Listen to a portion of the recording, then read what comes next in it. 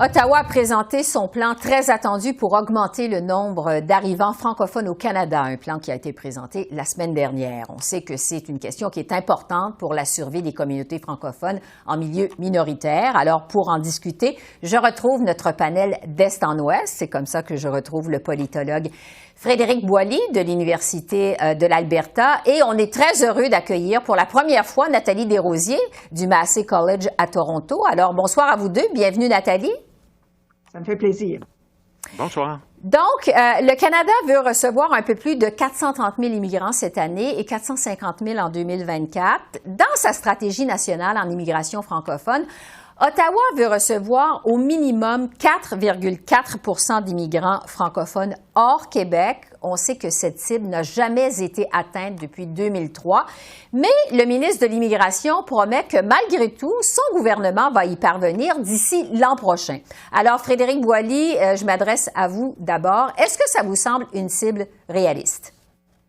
Non, ça ne me semble pas réaliste parce que compte tenu des retards qui ont été pris dans le passé et compte tenu qu'on n'est jamais parvenu à atteindre cette fameuse cible de 4,4 %, ça laisse entendre qu'on veut courir peut-être un peu trop vite pour être capable de rattraper le temps perdu et surtout dans des conditions aussi économiques actuelles qui sont quand même difficiles. On sait évidemment qu'il y a une pénurie de main-d'œuvre et que la plupart des gouvernements provinciaux d'ailleurs sont d'accord avec le gouvernement fédéral pour essayer de combler cette pénurie-là, mais en même temps, dans un si court laps de temps, on peut penser que ça va être difficile. Et j'ajouterai un dernier élément, et là je cite Sean Fraser lui-même, c'est-à-dire que dans une entrevue en juillet dernier, il a mentionné qu'il était important de prendre en considération la capacité d'absorption, c'est son expression qu'il a utilisée lui-même, des communautés pour être capable justement d'absorber de manière efficace et sans trop de heurts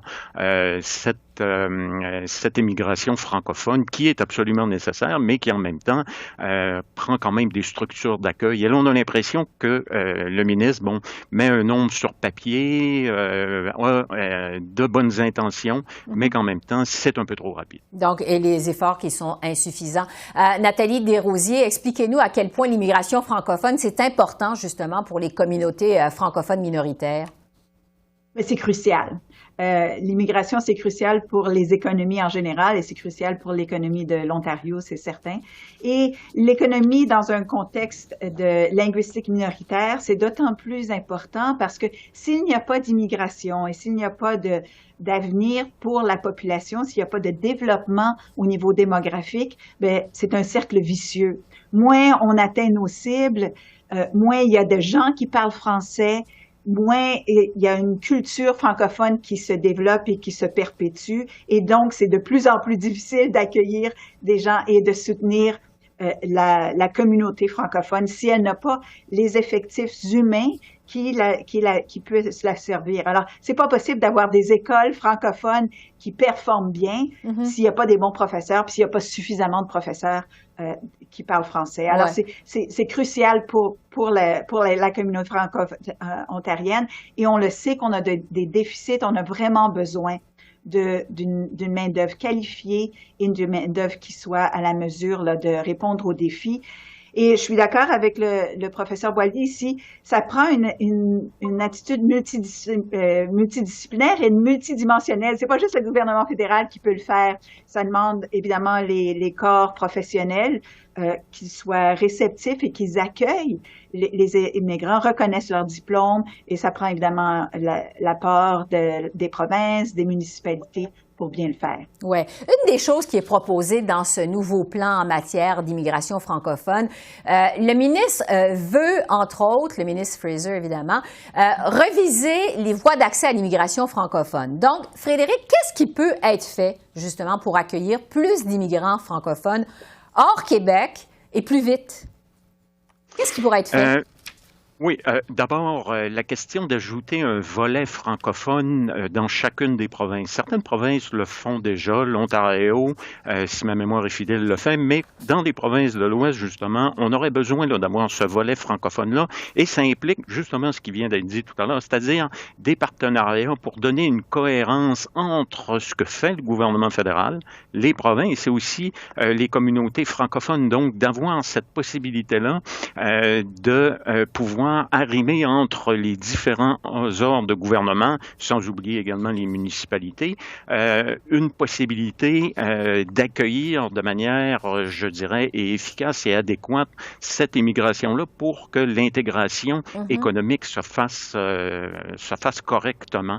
Et je pense qu'il y a peut-être une porte là qui est ouverte pour discuter avec les provinces, parce qu'on sait qu'au moins 4 provinces et 3 provinces dans l'Ouest, Saskatchewan, Alberta et Manitoba, ont demandé d'avoir une part un peu plus grande là, dans le choix de l'immigration en général, mais peut-être que là, pour la francophonie, ça pourrait être aussi une opportunité de s'y insérer.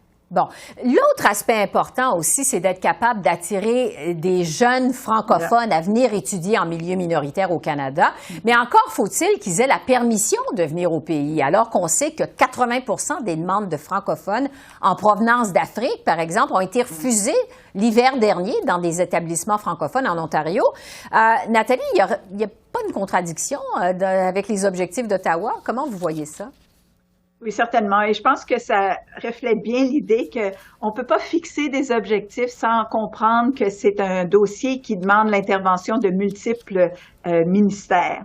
Alors, non seulement est-ce qu'il faut reconnaître les diplômes universitaires ou les diplômes d'école secondaire des étudiants qui viennent, il faut aussi que le processus d'immigration facilite leur accès et les soutienne dans l'idée de venir étudier ici, parce que c'est une immigration qui devient bien qualifiée. Alors, on a tout avantage à acquérir des étudiants ici au niveau postsecondaire. Ils vont être formés et vont pouvoir contribuer de façon à l'économie ontarienne. Alors, je pense que c'est encore le point que ça prend une approche où tous les acteurs sont impliqués et pas juste une approche de silo. Ouais. Et dans le passé, ça a souvent été une approche de silo. Frédéric, en quelques secondes, qu'est-ce que vous en pensez, vous, de cet enjeu-là? Ouais, c'est un enjeu crucial si on veut atteindre les objectifs qui sont fixés par le gouvernement. Et j'ajouterais également que ça implique aussi que sur le terrain, les communautés francophones aient des institutions nécessaires, notamment en matière d'éducation postsecondaire, pour être capable de former ces étudiants que on veut amener. Donc, ça veut dire aussi un développement soutenu de ces institutions qui existent à travers la francophonie canadienne. Bon, il nous reste juste quelques secondes. En terminant, Nathalie, je veux vous revenir parce que c'est la première fois qu'on organise ce panel depuis le décès de la militante franco-ontarienne Gisèle Lalonde au mois de juillet.